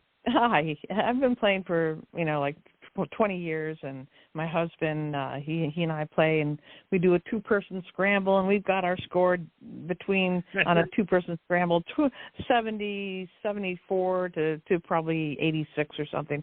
So we're doing pretty good. But when I swing, I rarely get divots, and when I do, it's like I freeze up and I stop my swing almost right in the ground. And if I don't stop it, it hardly comes up and I hardly do a full swing. I get all messed up. Should I work on creating divots or not? Great question, Judy. Okay. I'm going to answer this just like you're a student of mine. Okay. It's funny. I was on the Golf Channel a couple of years ago, and a lady called in with a very similar question. And I gave her this advice, and then one day, somehow she tracks me down, and like a month later, Barry, I'm hitting it so much better. Thank you so much. So I'm going to share the same advice. So, terrific. First of all, thanks for calling into Ted's show. What I told that lady on the Golf Channel was to simply do this. And you tell me if this helps. You can call next time I'm on. I have a feeling it's going to help a lot. Okay. All right. Terrific. Thank you. For sure. A lot of women, for some reason, are a little afraid of making divots. So the way I'll teach a woman to make a divot, what I'll first start with, I'll put a tee in the ground real low, and I'll say, hey, Judy, let's make 5 or 6 swings, and I just want you to break that tee out of the ground. Hit down, break that tee out of the ground, but I still want you to hold your finish. Get to a world-class finish. I don't want you to chop and stop. Once you did that 5 or 6 times, Judy, I might move the tee, and I'd say, hey, Judy, let's make 5 or 6 swings wearing a divot in the ground, but still sticking your finish, getting to a world-class finish where you look like you're on the cover of the magazine at the end of your golf swing. Once you start to do that, Judy, I would put the golf ball in the way, and I would say, listen, I don't want you to change anything. Your goal is to make that divot and pose on your finish. And let's say you started to hit behind the ball like you just said. The first thing you got to understand, Judy, is we want the divot in front of the golf ball. We want to strike the golf ball and then the turf. So what I might do is I might pull out a dollar bill and say, listen, we want your divots to look like a dollar bill, long and thin in front of the ball. I joke with my students, I don't want you to dig down to China. We're not looking to dig holes in the ground. We just want long, thin divots. So what I would try to do is I'd get the ball out for a minute or two and get you working on strictly taking a divot. What I'll do a lot, I'll just put a white line down in the grass with, spray paint or baby powder or, any white line that I'll put. And I'll say, Judy, let's make 5 divots right in front of the white line. Once you got the knack of that, I'd put the ball on the white line and say, Judy, let's flush some of these with a divot right off the white line, yet get to your finish. I don't want you to not finish. A lot of people, when they're trying to take divots, will chop at the ground and stop. That's the wrong way to try to take a divot. I want the ball to get in the way of your golf swing. You're finishing all the time, but you're just trying to add the fact that we want a divot in front of the golf ball. So I think if you could do some practice without the ball, just stick the tee in the ground and break the tee out 5 times. Then get the tee out of there. Take 5 divots in a row. Then put the ball in the way and work on the same exact thing. I think you'd be surprised. Yeah, and one other thing that I noticed that people struggle, I'm just guessing, Judy, just a lot of people that struggle with hitting behind the ball when they're trying to take a divot, if I tape them and I use my phone and I show them their swing on video, their head goes up on their backswing and down on their downswing. In other words, they rise up 3 or 4 inches on their backswing, and they drop down 3 or 4 inches on their downswing. So I do that. Yeah, I do that. A lot of people, Judy. So what I would imagine is I'd say, hey, if I put a glass table below your chin or a glass table above your head, I don't want you to raise your head and cut yourself. I don't want you to drop down and cut your chin. Let's keep yourself nice and level. You'd be surprised at how much that helps, Judy. Wow, those are great suggestions. Absolutely, Barry. Thank you very much. Judy. I like her energy, Ted. Yeah. Yeah. Judy and I have actually become friends. We communicate quite a bit. So, in fact, we were communicating today. But, Judy, thank you very much for calling in and posing. That's a great question that I know a lot of people struggle with. And Barry's certainly one of the best to help with that. So I guarantee if you go out and work on some of those things, and you can certainly let me know if you've tried a little bit, and I'll certainly relay it to Barry. But I gotta let you go because I got some other callers coming in. But thank you very much, Judy, and I hope you'll keep listening to the show. Absolutely, my friend. You take good care, and thanks for your show. It's wonderful. And thanks, Barry. Take care. You got it, Judy. Bye-bye. All right, we got another caller here. Again, if you're just tuning in, I'm going to read out the last 4 digits of your number. When you come on, just introduce yourself and then pose your question for Barry. So 3065 is the 4 digits. Welcome to Golf Talk Live, and tell us who you are, and you have a question for Barry. Yeah, I'm Jim Barber. I'm the Blue Ridge High School coach, and I just have to say I really appreciate Barry and just what he's done for our team. He's done a lot of great training for a lot of my students outside of the practices. He's been taking time to come and spend and teach every one of my students, and I just absolutely admire his knowledge and as you spoke at the beginning here, just how his energy is.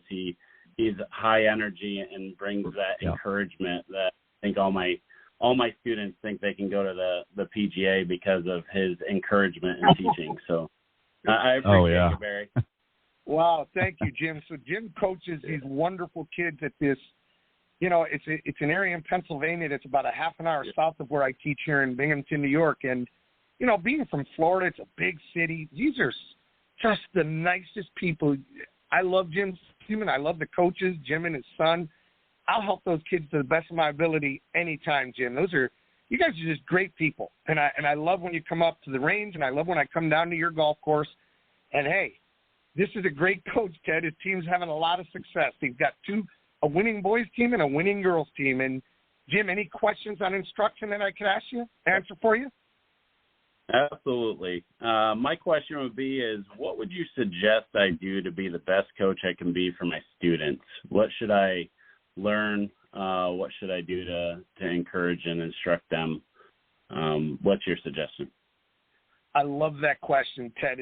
That is a winning question. First of all, you've done a phenomenal job because he's got 15 boys and 6 or 7 girls playing high school golf. So what can I say? He's generated interest. The best thing you could do, Jim, is exactly what you're doing. He brings them to a golf teacher, me, which is what I teach them. And he arms himself with the information. I also teach his daughter, Kylie, who's a good player, and I teach her privately. He sees what I teach her. He saw what I taught. His son, Jim, was a very good player, and he saw what I gave them. And he turns around and kind of copies what I taught his family and gives it to the rest of the kids on the team. So the thing I think you could do most, Jim, is exactly what you're doing. You're giving them opportunities to be around high-end instruction, and you're taking what I teach your kids and passing it on to them. And I just think you couldn't be doing a better job. So I'll just say keep doing exactly what you're doing. Hey, I really appreciate that. I'll take you up on that every time. Yeah, that's some great advice, Barry. I would also just add real quick, Jim, I think the other thing, too, is as a good coach, teach professional, in our line of work is you never stop learning yourself. There's always new things that you can learn, and I don't mean just the technology and all of that, but you can't be afraid. You can't stop and just sort of stagnate. You always have to be looking and being creative and always having fun. You have to make sure that your students are having fun, even when they're working hard and grinding it out there. As long as they're having fun and enjoying themselves and appreciate the fact that they're doing something that they love to do and enjoy doing, makes your job that much easier, I think. And I think as we talked about earlier, Barry, I think the other thing that I would say to Jim, which I'm sure he knows, is always have the students practice with a purpose. Never just let them go out there and, rake and hit balls, which I'm sure they're not, but, at that level, right? I mean, yeah, go ahead. I could have one more thing. Is Jim still there? Yes, he is. I'm here. Yep. All right, Jim, and this is going to sound a little different, but be very, very, very careful who and what you listen to. Be careful what you say to the students because, if you give them bad instruction, they're going to go backwards. So just be very, very careful about the golf teaching you listen to, about who's got their ear. Like, for example, good players usually have one great teacher. They don't have five chefs in the kitchen, if you know what I mean. So just be very, very careful about what you listen to and what the kids hear in regards to golf instruction. Mm-hmm. That's great. I really appreciate that. Thank you, guys. For sure, Jim, and I'll see you soon, buddy. Hey, sounds good. Thanks again, Barry. You got it, I appreciate it, Jim. Thanks, and good luck. All right. Yeah, that's always, that's a great point, because that sometimes adds to the difficulty, especially for junior golfers. They get too many voices. I'm always a firm believer, when you, and I know you've experienced this, and yours is a little bit unique because you actually taught your daughter, but one of the problems is from a coach's perspective, if you're teaching a junior, it's good to have the parents involved to a point, but if they're contradicting what you're saying, or they're not adding, they either don't believe what you're saying to them, to the student, or they're not confident in what you're saying. And that can be hard as a coach to say, okay, I'm trying to teach the student, and you're kind of unraveling what it is I'm doing. So the student gets confused. And because it's their parents, right? You understand what I'm talking, because it's their parents, they don't want to disappoint. So they're kind of caught in the middle. So how do you approach something like that, where you've got a junior golfer coming up? I want you to take yourself out of this, because yours is a unique situation with Carly. But how would you, as an outsider, if you saw that happening, you've got a good coach over here, the students come in, is interested in working with them, but the parents are kind of getting a little bit too overzealous in their approach. What would you say to the coach, and what advice would you have for how he should handle that? Well, I would just be honest. Before I answer that question, touching what I just said to Jim, there's a lot of bad golf instruction out there, so just be careful what you listen to. But getting back to answer that question, I would just be honest, and if I was the teacher and the parents were too involved, I would just say, guys, you're gonna make the learning experience a negative for this kid. They're gonna end up quitting. I like when the parents come and watch the kids take a lesson, because usually they'll take one or two of the things that I taught the kid and be able to remember it and help the kid a little bit, if that makes sense. Yep. But once in a while, we get overzealous parents. It's okay. It comes from a place of love. They want to help their kid, but I'll just leave, before we take our next caller, I'll just give you a great story. So our Little League, our area up here in upstate New York won the Little League World Series about 8 years ago. I mean, amazing accomplishment. 11 kids from this small community won the Little League World Series. Well, I'm giving a golf lesson to one of the kids, the catcher, about a month after they won the Little League World Series. His father happened to be the head coach of the Little League World Series team. National television, they won the World Series of Little League. I finished the lesson, and I said to the kid, hey, who's here to pick you up? There's nobody around. He goes, oh, my dad's been watching. He's all the way down there. And he points, and like 300 yards away is his dad. So I wave his dad down. I congratulate him on the victory. And I said, listen, you can watch his lessons. He goes, Barry, I just dealt with parents that were in my hair. He goes, I just want you to teach my son golf. I'm staying out of it. That's a smart dad, man. He was just on the biggest stage you could be on and dealt with parents that were out of control. And he said, Barry, you just teach me a kid.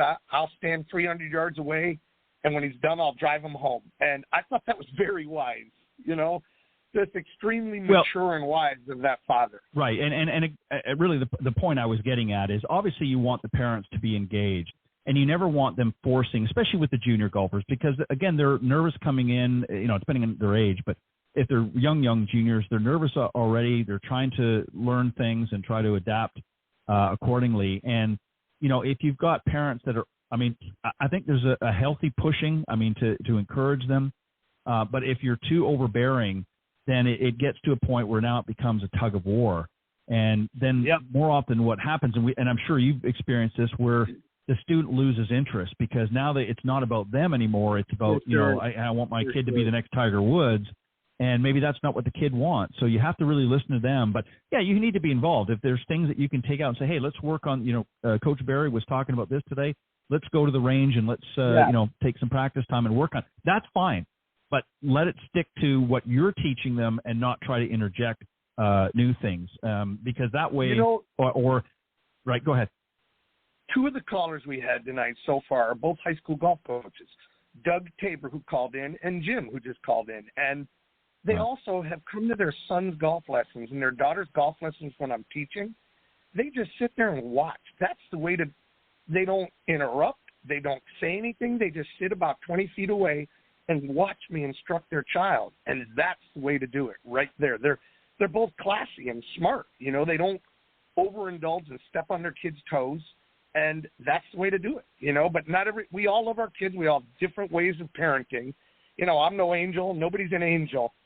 And it all comes from a place of love. But the way those two guys do it are very smart. They watch me give their kid a lesson, and then they leave. And I'm sure on the ride home they talk about what I taught them. And when they're working on their own, they remember what I taught them. But, we're not all angels. We all have our faults, you know, and you just try your best to be a parent. That's it. Yeah, no, I couldn't agree more. And no, definitely some very sound advice. And you know, the idea really is, you know, golf is really, and I've said this so many times, and I know that you will agree with this, is golf mimics life in so many ways and vice versa. And there's so many lessons that you can take away, you know, on the golf course that you can apply in your life. And there's things that happen in your life that you can, you know, mimic or benefit your golf game with. And that's what I think makes it so interesting. It's not just the hitting the little white ball around the golf course. I mean, that's fun. That's the game. But it's the challenge and putting, you know, sometimes a little pressure on yourself. Okay, I've got this shot here, and you know, you're mapping it out in your head. How do I handle this? And it's the same thing if you're in the boardroom. I mean, you've got to, you know, assess the situation. You've got to come up with a game plan. So this is why, you know, for me, I've always taught in more of a corporate environment where I've worked with, you know, business owners, CEOs, things like that. And I've said, here, this is how you can bring, you know, your game into the boardroom and vice versa. And it's amazing how much better on both sides they become as a result of it, because they get it. And business people, for the most part, especially if they're running a good business, will be more successful on the golf course because they understand that.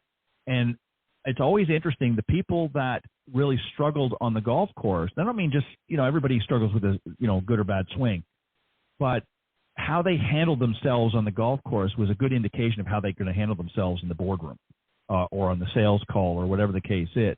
So if they're whipping clubs or they're thumping clubs down or they're angry and you know that, hey, that's somebody that maybe needs a little, you know what I'm talking about. And I've had that. I've been in situations where I've taken them on a playing lesson and I've seen them because they're embarrassed and they're, you know, and I say, listen, do you do that when you're at the office? You know, when something doesn't go your way? Well, no. I said, well, then why are you doing it here? Like your office. And, you know, so there's a lot of many, you know, lessons that can be had. What's the most fun for you? I mean, I imagine you still get to play a little bit yourself.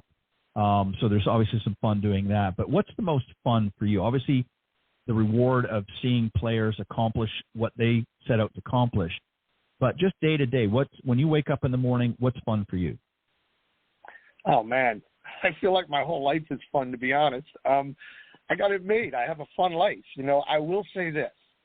I haven't played much the last, you know, when my daughter got great, that kind of put a quell on my game because, you know, between teaching people and teaching, you know, but I love coaching people to get good, you know, and I would say what's fun for me, I get up in the morning, I'm a big stretcher. I'm a huge exerciser and stretcher. So that's the way I start my day. I never start my day without some sort of exercise, you know, stretching and then some miles.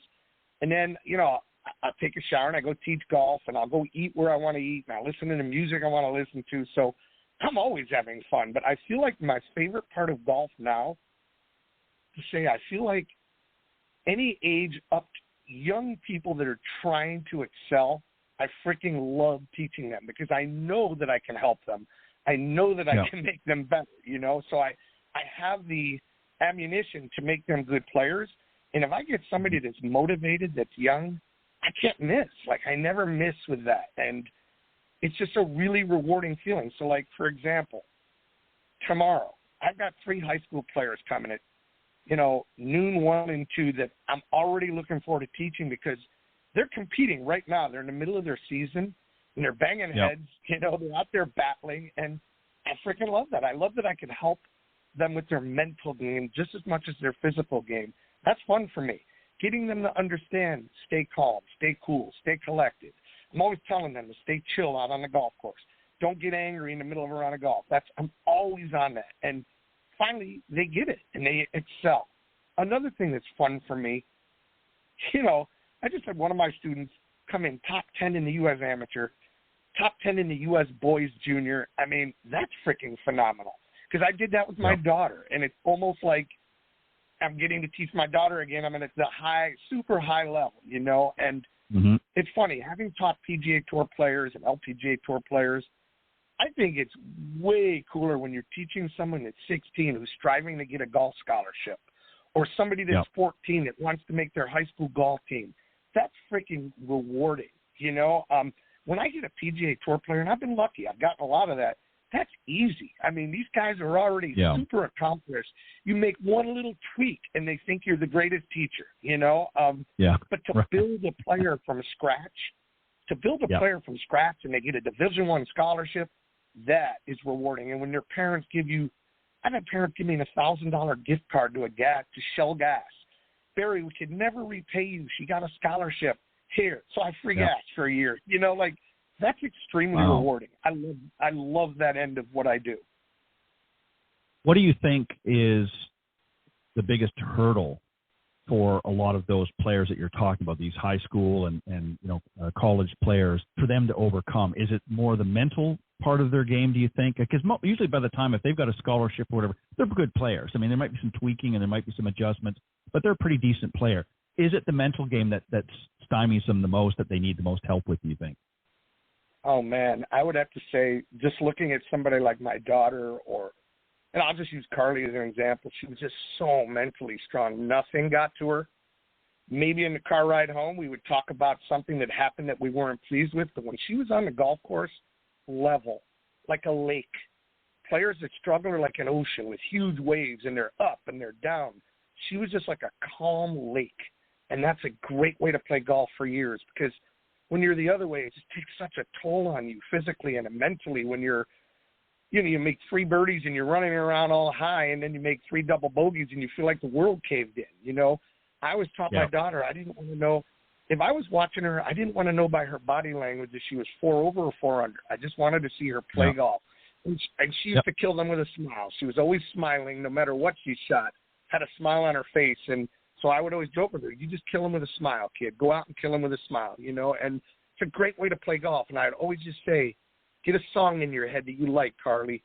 Let's listen to some George Strait. We'll carry that into your round of golf. And she'd have a song on her mind. And that's a great way to stay relaxed out on the golf course, and, having a daughter that became such a high-end player, and then, having all these students that are such good players, I learned from them too. And something I've learned from a lot of my good players is you're going to play golf for years. You can't get super high when you're doing good, and you cannot get super low when you're doing bad. You've got to stay relatively level. Get off the roller coaster, because if it's a roller coaster, it's going to be very hard to play for a long time. I couldn't agree more. And you're exactly right. I think you have to have a good attitude. And, I think you certainly, again, depending on what level you're trying to strive to, you have to put that effort in. You have to be willing to invest the time and effort into becoming a better player. And if you don't, then you're obviously, again, not going to reap the rewards. But you also have to go in with a good attitude. And, I think that's why, and as the guests all agreed, that called in tonight, or the callers agreed with me, and that is you bring a lot of upbeat, positive attitude into anything that you do, and that carries over. They all said the same thing, that they love you for that positive and upbeat attitude and energy that you bring to it, and people are just naturally drawn to that. And if you're and everybody has a bad day. Don't get me wrong. We all have our fair share of bad days, but again, your personality resonates with a lot of people, and I think that's why you're popular. And obviously, you're a smart guy and you know what you're doing. But it obviously, a lot of it, I think, has to do with your personality. Is that you just exude that natural charm and all those good things that people just resonate to, and it makes it easier to. Ted, I was personally trained by Jimmy Ballard, one of the greatest teachers of all time. Yep. I spent time with Jim McLean and Dave Peltz. I basically just saw how they were, and that's how I've been, you know. So like, yep. I feel like I'm just being myself when I noticed those guys were like that, you know, and yeah, I just felt like it was very important to point out the positive and not show the negative. Yep, I couldn't agree more. Well, my friend, it's hard to believe, but we've burnt up the hour, so I appreciate it. I want to thank. Yeah, I know it goes by fast, but you know, hey, everything when it's fun, it's always fast. So I want to thank all of the callers tonight. Yeah, for calling in, and Doug, Thomas, Judy, and Jim, thank you very much for calling in and for your insightful questions, and we appreciate your spending some time with Barry and I. Barry, it's always a pleasure. You know, you're welcome back anytime, and I know you're going to be, as you said, up in New York for a little bit longer, and then you'll be migrating down south for the winter and helping some great students down here and visiting with your daughters. So say hi to Carly next time you're talking to her. Tell her I said hi. And thank you, as always, for spending time, and I look forward to you joining me again. We'll do it again, Ted, and stay well, and always a pleasure being in touch with you, and I really love coming on the air with you. All right. I appreciate it, Barry. You have a great weekend. Have a great Labor Day weekend. Likewise, Ted. Thanks again. Bye-bye now. All right. Bye. All right. That was my very special guest, professional golf instructor and top 25 instructor with Golf Tips Magazine, Barry Goldstein. And again, just want to thank all of the callers for chiming in and asking Barry some insightful questions. We appreciate you spending time with us, and appreciate you, all of the audience members, for listening as well, all the listeners tuning into the program each and every week.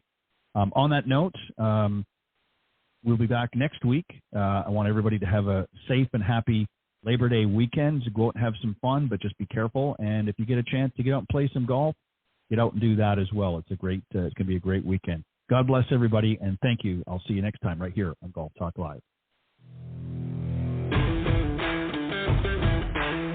Thanks for joining us. We hope you enjoyed this week's broadcast of Golf Talk Live. We'd like to thank this week's Coach's Corner panel, and a special thank you to tonight's guest. Remember to join Ted every Thursday from 6 to 8 p.m. Central on Golf Talk Live. And be sure to follow Ted on Facebook, Twitter, and Instagram. If you're interested in being a guest on Golf Talk Live, send Ted an email at ted.golftalklive@gmail.com.